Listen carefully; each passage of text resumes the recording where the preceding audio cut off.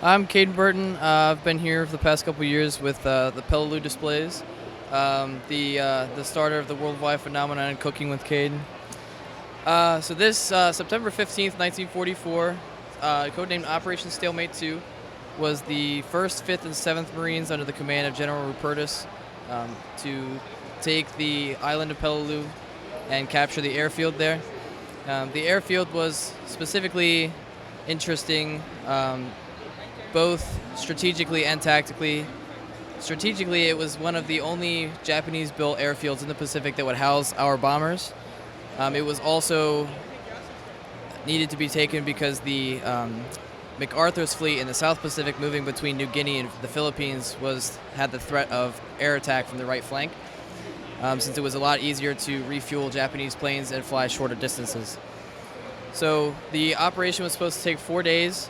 The 5th Marines were the starters. The 5th Marines were able to capture most of the airfield by the end of D-Day, and ended up taking over 2 months to capture the entire island.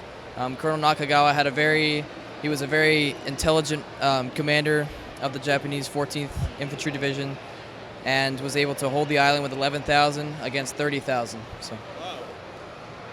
Well, that's very impressive. It's great to hear the history there. So take us through the minifigs on each side and kind of how these are laid out and what the design is there.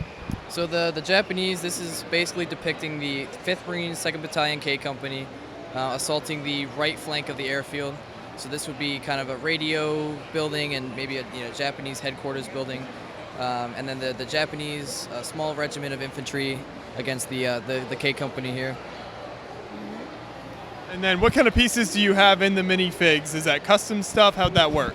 The minifigs, they're all Lord of the Rings and The Hobbit torsos, and then custom painted legs, which I did here in the past few days, as well as all the Marine helmets with the camouflage patterns are also painted.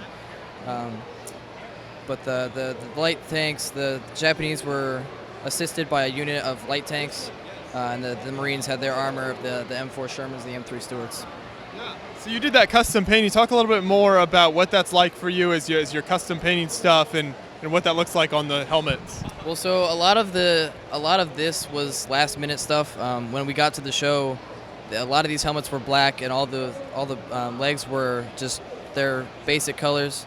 And I had some friends tell me I should do it, so I ended up painting all of the black helmets tan first, letting that dry, and then painting on the camouflage patterns. It took about 45 minutes each, and I did about, I think, 43 of them in the past few days. So some late nights, but got them all done. Yeah. So how many sections is this build in when you set this up at a show?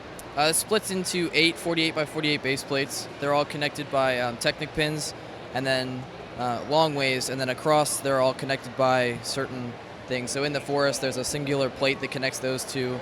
The main hill with the under machine gun fire on the second two, that connects that.